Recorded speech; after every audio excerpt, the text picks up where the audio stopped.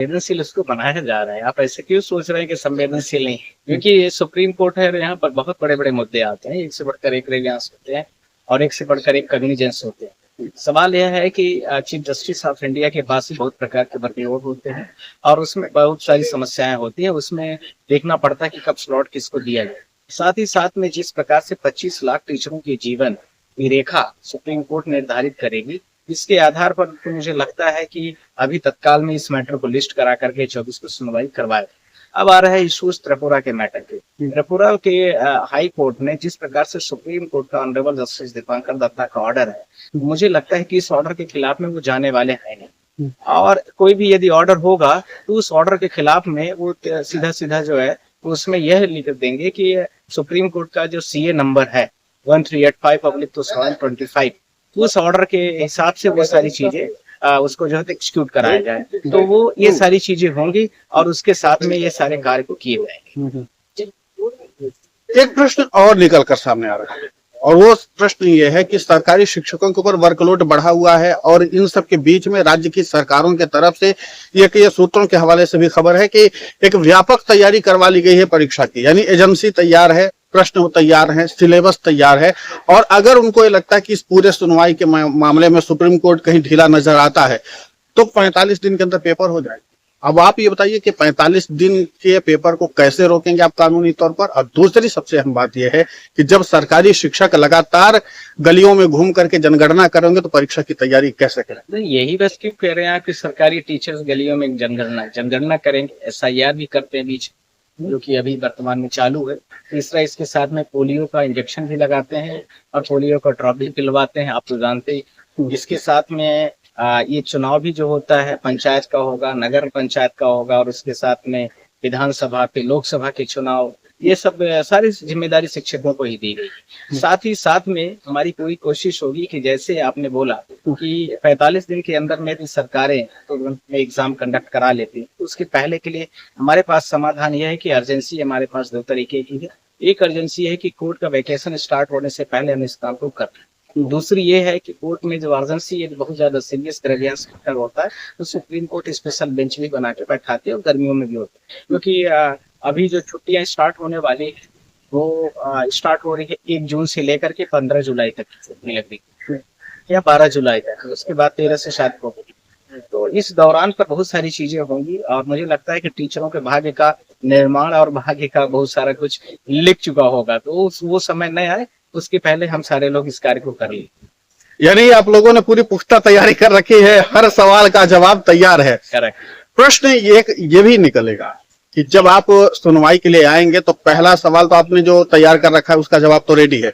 दूसरा सवाल, अगर आपको स्टे लेने की नौबत आती है कि ठीक है हम 45 दिन के पेपर में शिक्षकों को नहीं जाने देंगे और स्टे आप लगवाना चाहेंगे फौरी तौर पर, तो कौन कौन सी बातें और कौन कौन से ग्राउंड होंगे जिसके आधार पर आप पहली सुनवाई में स्टे लेंगे? क्योंकि यहाँ पर चुनौती यह है कि पहले ही सुनवाई में एक निर्णायक फैसला लेना है। देखिए, उसमें 5 पॉइंट्स बड़े इंपॉर्टेंट है। पहला, जो मेरी रिव्यू पिटीशन है, आप रीड की तो बात खत्म हो गई, अब रिव्यू की। जो मेरी रिव्यू पिटीशन है उसमें बहुत सारी तरह की प्रॉब्लम्स है, चीजें 2009 के पहले जिन टीचरों पर नहीं लागू थी उनको कैसे लागू करेंगे, और यदि लागू किया गया तो बिना किसी टीचर्स को कंसर्न डिपार्टमेंट, बिना किसी और विभिन्न चीजों के जब अप्लाई ही नहीं होती है तो कोई भी चीज नल एंड वाइड है। नल वाइड चीजों को टीचरों के साथ में ही क्यों किया जा रहा है, पहला। दूसरा, RTE एक्ट को और इसके साथ में टेट, जो फिजिकल एजुकेशन वाले जो टीचर हैं और जो म्यूजिक वाले टीचर जो हमारे पिटीशन के हिस्से थे, उनको कैसे हम बचा सकते हैं, और आज तक वो TET के दायरे में कभी आए नहीं और कोर्ट उनको कंसीडर भी नहीं करती। इसके साथ में डिपार्टमेंट भी नहीं करता और RTE एक्ट भी उनको कवरेज नहीं देता है। ये बड़ा इंपॉर्टेंट, जब वो नहीं देते हैं कोई भी ग्राउंड तो आपने उनको कैसे लपेटे में ले लिया, क्योंकि कोई टीचर और म्यूजिक का क्या आप टेट के एग्जाम में पूछेंगे उसको। साथ में मेन सवाल जो अगला है, जब कोई भी एजुकेशन का नोटिफिकेशन होता है तो नोटिफिकेशन के साथ में जो उसमें चीजें लिखी जाती हैं वही चीजें उसमें दौरान पर लगा दी जाती है और वही आगे आपका सैलरी हो गया, कितना वेतनमान रहेगा, क्या क्या अलाउंस रहेंगे, इसके साथ में कितने सालों पर नौकरी होगी, मिनिमम एज लिमिट क्या है, मैक्सिमम क्या है, और क्या एलिजिबिलिटी रहेगी, क्वालिफिकेशन क्या होगा, और इसके साथ में आपको कब कब क्या चीजें दी जाएगी। ये सब जो होती हैं वो एक पूरी तरीके से पूरे जीवन की और नौकरी की पूरा खाका होता है और उसके अकॉर्डिंगली ये सब चीजें की जाती है। पर यहाँ पर थोड़ा सा हटके है, और जिस प्रकार से सरकारें कर रही हैं वो पूरी तरीके से गैर कानूनी तरीके से, और एक तरफ रिव्यू भी फाइल की है और दूसरी तरीके से ये कोर्ट से चाहती भी है कि कहीं ना कहीं पर स्टे लगे, और कहीं अप्रत्यक्ष रूप से कोर्ट के ऑर्डर को एक्सिक्यूट भी कर रहे हैं। तो इन सारी चीजों के दौरान पर हम सभी कोर्ट से हमारा रिक्वेस्ट होगा कि आप इस जजमेंट को अभी तत्काल जो है तो साथ में विभिन्न पार्टी जो राज्य हैं, भारत देश के 30 राज्य के बाद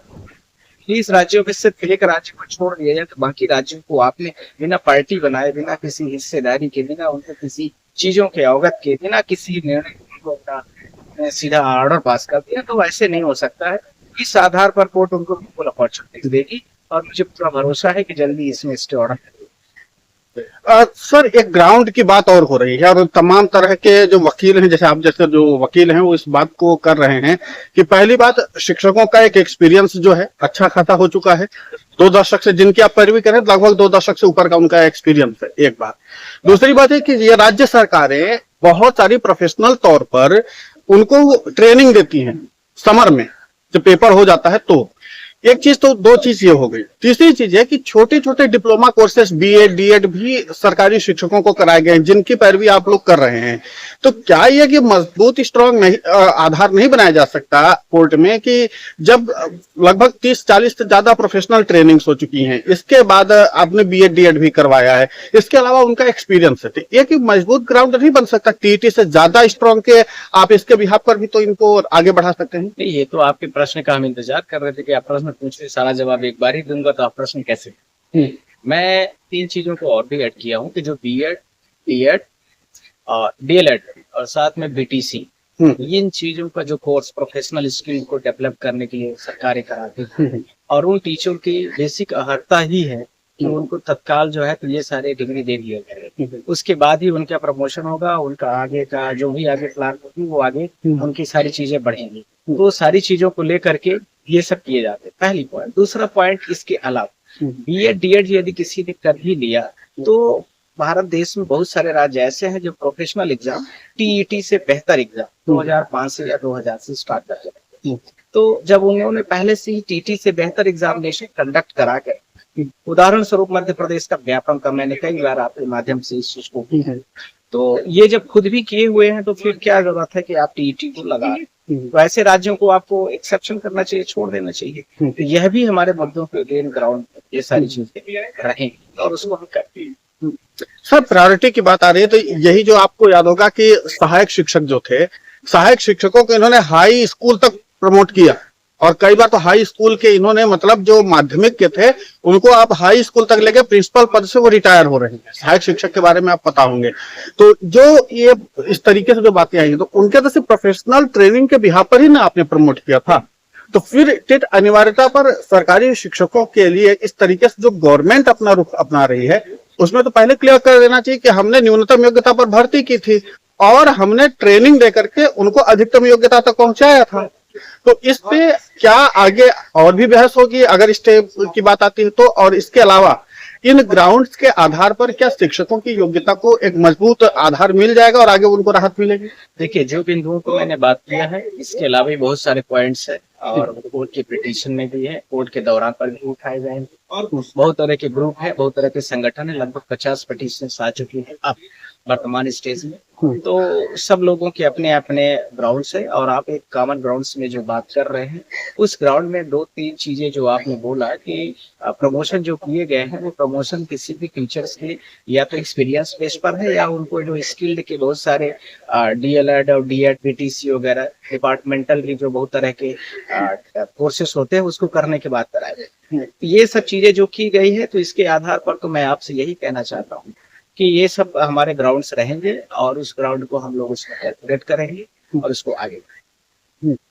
अब कुछ और तथ्यों के बारे में मैं बात कर लेता हूँ जो हमारा मैटर लगा है, थोड़ा ध्यान रखें। एक सवाल लास्ट है सर। एक तथ्य ये भी है कि जैसे कुछ राज्य ऐसे हैं जो हाल फिलहाल में केंद्र शासित प्रदेश बने हैं, और केंद्र शासित प्रदेश बनने के साथ ही एक सवाल और भी निकल कर आता है कि उनके लिए पहले के रूल कुछ और थे, चूंकि वो राज्य थे, अब केंद्र शासित प्रदेश बने। उदाहरण के लिए जम्मू कश्मीर ले लीजिए, लेह लद्दाख ले लीजिए, इस तरीके के जो राज्य केंद्र शासित प्रदेश अब बने हैं, तो इनके शिक्षकों के लिए नियमितीकरण को लेकर के भी अलग अलग तरह के मतभेद हैं। तो ऐसे मामले में फिर क्या हो? इनके लिए भी क्या सुप्रीम कोर्ट अब अलग से कुछ विचार करेगी या फिर अलग ग्राउंड तैयार होगा या उनको भी इस तरीके से सोचा जाएगा? देखिए, अभी जो 2009 के बाद की जो वैकेंसी, 2010 के बाद की वैकेंसी, उनमें सब में टेट के लिए बात बढ़ी। पर इसके साथ में यह भी ध्यान रखना है कि जो अभी टेट वाला इशू चल रहा है, उसी के साथ में हम इन लोगों की पैरवी करेंगे और उसी में एंट्री में इनको कुछ रिलीफ दिलाने की कोशिश करेंगे, चाहे नया जिला हो, चाहे नया राज्य हो या नए कानून के अंतर्गत। तो उसमें कई सारी चीजें स्किल के तौर पर आएंगी और उसको हम करेंगे, कोर्ट के सामने पेश करेंगे। और इस तरह के इशू जैसे जम्मू कश्मीर स्टेट हमारे पास नहीं है, हो सकता है किसी काउंसिल के पास है, हमारे पास अलग अलग स्टेट्स है। तो यह ध्यान रखना है कि इसके बारे में हम थोड़ा और डिटेल भी देख लेंगे। उस समय पर हमें जैसे जरूरत पड़ती है तो हम उसको कैसे उसको टेकअप कर सकते हैं। बिल्कुल। तो जिस तरीके से आदरणीय सर बता रहे थे कि वो हर एक सवाल के जवाब के लिए तैयार है, उनके पास हर एक का ग्राउंड तैयार है, इसलिए हमने सारे सवालों को पूछा है। 24 अप्रैल को निर्णायक फैसला होने वाला है, सबको इंतजार है। आप सब लोग के तरफ से खुशखबरी सरकारी शिक्षकों को मिले और आपका मैटर लगा हुआ है। तमाम व्यस्तता भरे समय में से थोड़ा सा समय निकाला सरकारी शिक्षकों के हमारे लिए, इसका आपका बहुत बहुत शुक्रिया, बहुत बहुत आभार। Thank you sir.